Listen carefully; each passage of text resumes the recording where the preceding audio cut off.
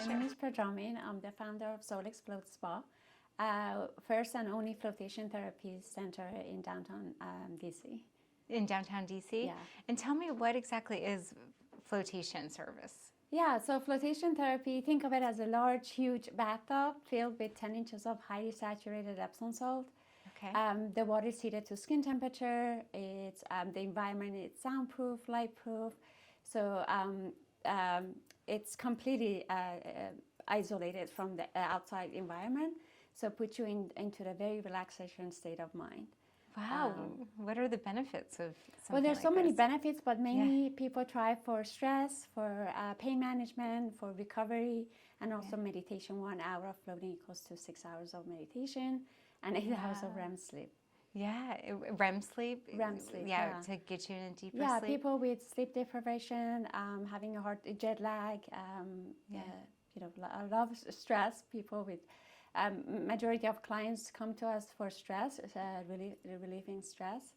So it has a lot of benefits, but these are the main benefits. How long does somebody float for? What's the typical? Well, typical session is an hour.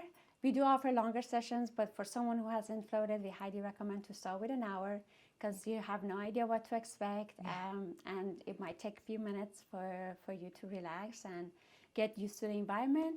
And then, 1 hour is very typical. Most I was people going to say. ask that. Does it take people a little while to kind of like For some, decompress does, and yeah. kind of like For get some into people, it? it does, especially if you don't have any practice of meditation or any tools for relaxation. It might, but most people get into it right away. And I think because of the stress people are having. And do people actually fall asleep? Can you fall Some asleep? fall asleep. You could fall asleep. I mean, it's better not to fall asleep because you want to be in that, relaxation state, theta state, kind of like meditation. But depends on where you are. Again, sometimes people are exhausted. When they, during the float, there's a chance you might fall asleep. Which is probably good. I mean, people might want that, right? A lot of people, again, want to benefit from the Epsom salt. It helps with recovery, injury recovery, muscle tension in the body. But then, it helps with sleep too. Yeah. How did you get into this? It's a long story. Well, but we're here for a good story. Okay. So, but it didn't start, the idea of opening a float center didn't start, from ever since I had the idea of having something of my own. So when this was back in 2006 when I had my firstborn.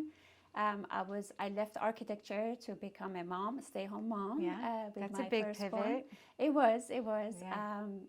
It was very fulfilling.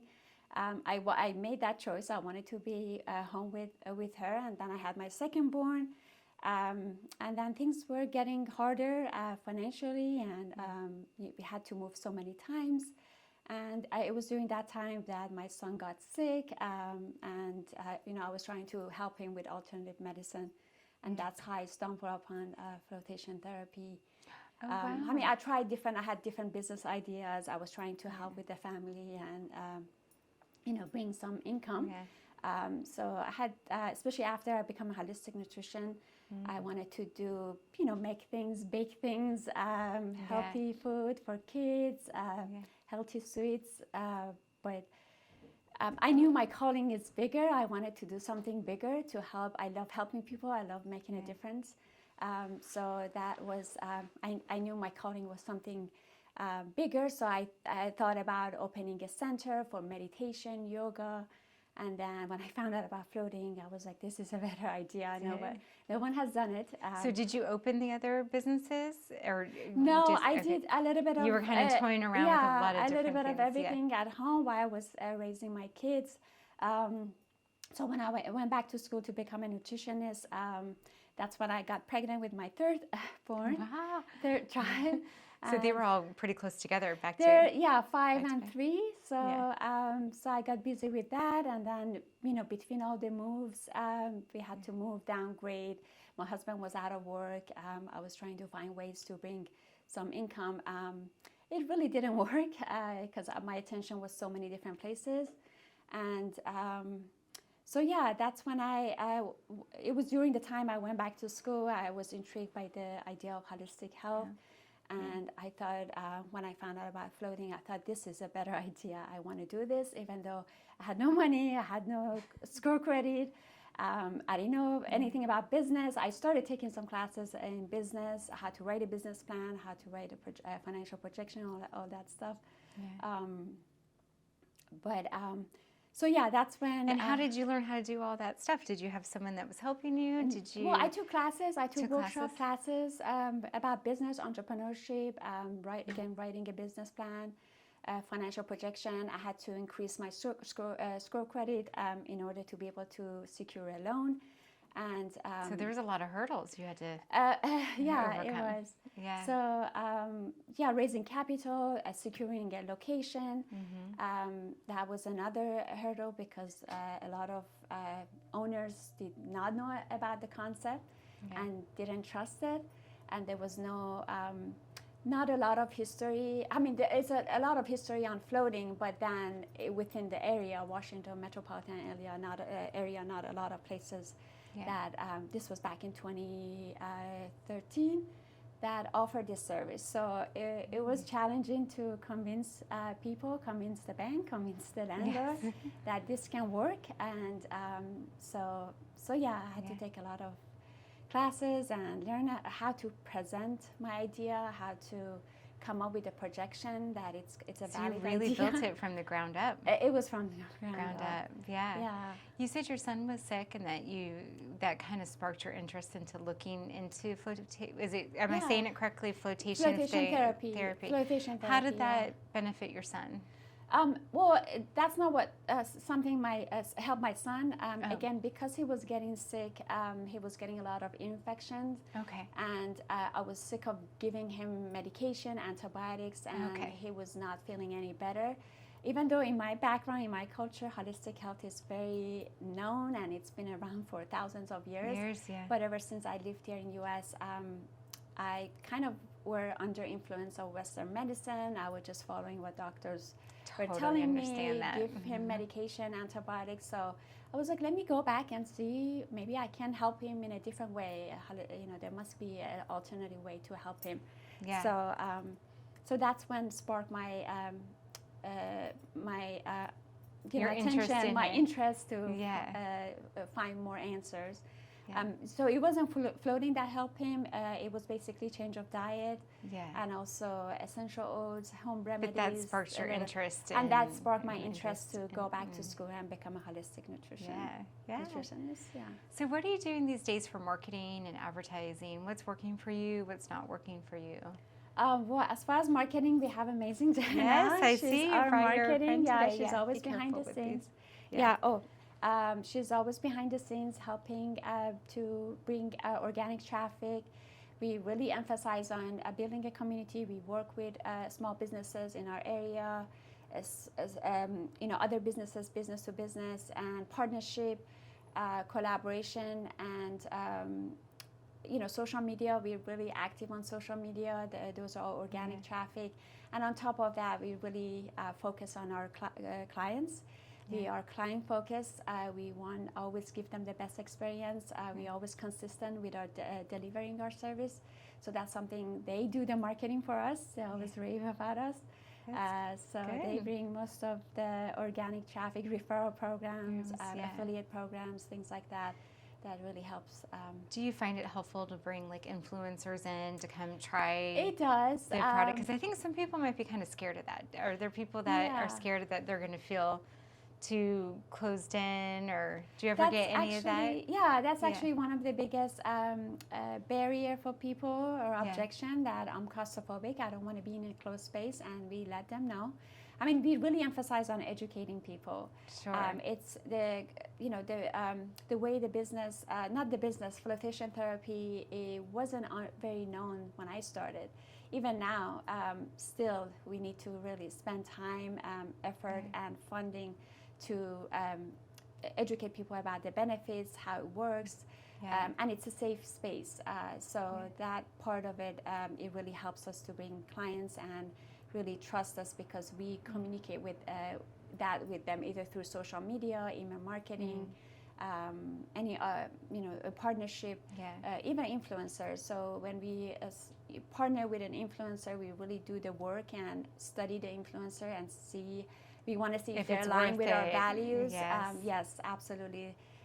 They have the same mindset. They're looking for talk about health and wellness,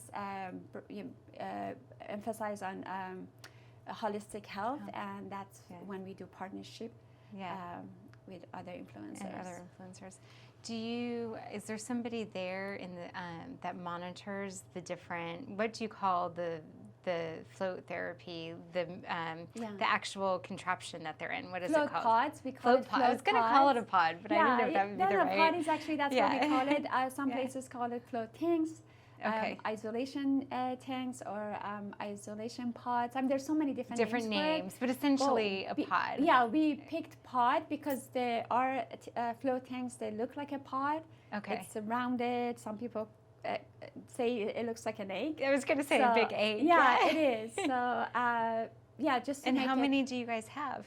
We have 3 pods that are for individual use, and then we have the open basin. It's kind of like a big pool inside a private room, and it's usually used for couples, 2 people floating. We don't have to be a couple, but 2 people floating together. Well, that's kind of nice. So you can go in with a friend or a significant other. And people bring either. Sometimes we have during Mother's Day, we have moms floating with their daughters. Oh, that's nice. We have, couples. We have friends, girlfriends. You name it. Yeah. What a unique gift idea too. Like my head's already thinking, I'm like, oh gosh, this would be such a great gift certificate to give to somebody, as opposed to like a massage or a manicure or pedicure. You could give them a float session, Absolutely, right? yes. We definitely advertise our gift cards. We have online gift cards. We have in-store gift cards.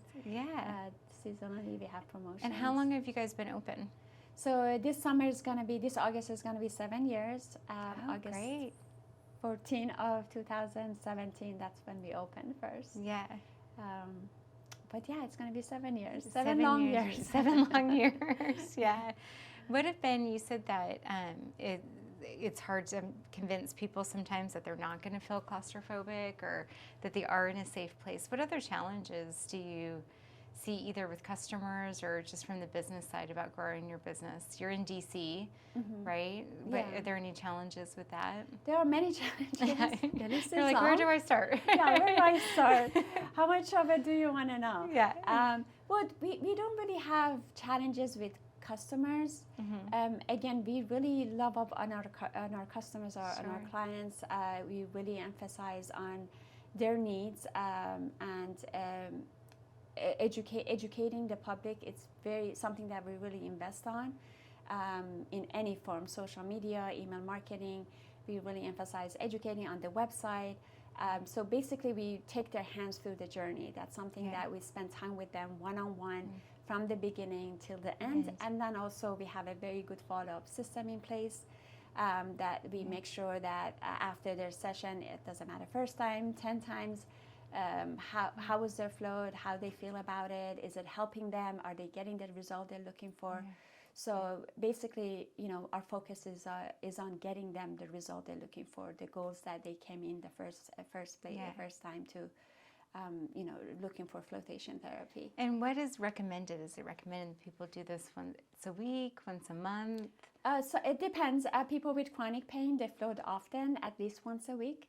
We have clients that come in once a week, every other week, or once a month. And then we have clients that come seasonally or occasionally for birthdays or anniversaries. But majority of return clients are coming on a daily, and you have some regular people. Basis. Yeah. I'm so intrigued by this because I've seen it. I've never talked to anyone who's done it though. Like I've never had a friend that says, "Oh, I did that and it was awesome." So it's super intriguing to me. It is. It's so hard to explain to people. I always say it's like if you've never tasted honey and you're trying to explain to someone who has never tasted honey to what it tastes like. That's exactly what flotation therapy is. It's hard to explain the feeling, but I would say 99% of the time when people try it the first time, they're hooked. They're hooked, and also they really see the result right away. I mean, the benefit stays with you for days. Yeah. But a lot of people have a fascinating experience even the first time. Yeah. I want to back up and talk about the business part of it, because that was a pretty big pivot from you had your kids all really close together, staying home mom and trying to bring in more income and make changes in your life. What advice do you have for someone in your shoes that might be in the same position? You know, wanting to make a change, wanting to bring in another income, and start their own business. I mean, I know it's very hard. It is. Nobody told me that when I started. I mean, I have to admit, my family, especially my father, he kept telling me this is not going to be easy. Yeah. Especially a brick and mortar store, downtown DC. Yeah. And you're a woman, I mean, it's very challenging. I have to be honest. A lot of suffering, a lot of sacrificing, but it's worth it. It's worth it. It's absolutely worth it. So you would say that to anybody wanting to? I would say yes. If it's something that you truly believe, that was my case. I believed in floating. I love floating. And more importantly, I love helping people. So I knew this was my calling, and I'm passionate about it. I mean, again, it's not all glamorous. It's not what you see on social media. You just have to, you know, day in, day out, stick to it and just push forward. And push forward. Because most of the time, especially at the beginning, it's a lot of lonely time. It's a lot of, you know, you lose friends, you lose family members because they don't believe in what you believe in, or they don't see what you see, your vision. It's tough. It's definitely tough. Yeah. But at the end of the day, it's worth it. Yeah. And where do you see yourself moving forward? Where do you see do you see growth in the future? Do you see adding more pods or second locations? Yes, absolutely. Yeah. I mean, that's a big vision, to have other locations and eventually to create that blueprint for franchising. I mean, we already get a lot of questions from our clientele if this is a franchisee, they show interest. That they want to, you know, if it's once becomes a franchisee, they want to take ownership partnership. Yeah, that's amazing. So that's that's the big vision. But I still have a lot of work to go through to get there. To get there. But that's the big picture. That's a big picture for sure. Yeah. And did you have anybody in your life that was a mentor to you that kind of helped push you in this direction of opening your own business? I listened and watched a lot of podcasts, programs, videos, YouTube, inspirational people that I've been following and listening. But, I did go through, when I went through the business programming, I did, one of the coaches basically became my mentor. During the preliminary stage of the business, starting the business, securing the fund and all of that stuff, she helped me and she mentored me and she was there for me. I mean, that was it. My parents are always encouraging. I'm so grateful for that. My sister, I have to. What's the best advice your parents ever gave you? And don't give up. Don't give up. If there is a way, if there's a will, there's a way. Yeah, I was going to say, what's that expression again? There's a will, there's a way. Exactly. That's awesome. Yeah. And as my final question, is there any last parting words you'd like to leave us with? Any words of advice or business advice or a mantra, something you live your life by? Business advice, I don't consider myself fully successful. I know that I'm someone who doesn't give up. I keep pushing no matter what challenge you put in front of me. I find a way. I always say, people ask me all the time, what are we going to do? What are you going to do about this? What are you going to do about that? I say, I don't know as of now, but I'm going to find out. So that's actually my motto. So every time I'm facing a challenging situation, I tell myself, I'll figure it out. I don't have the answer right now, but I'll figure it out. I like that. Yeah. So I think that's the only business advice I have. And then just a life advice, something kind of like you live your life by. like a certain... I live my life by integrity. I'm a very integral person, and I stand by that standard and value. I love. I want to be true to myself and also the people around me, my clients, my staff. That's a very important value that I stand by. Integrity. I think integrity, yes. Yeah, I think it's the baseline for a lot of things, right? Yeah. Just to have integrity. Yes. Very true. Well, thank you so much for coming on today. You're I loved hearing welcome. your story, and Thank I can't you. wait to come try. Yes, please do. Yes, Please I do. will. Yeah.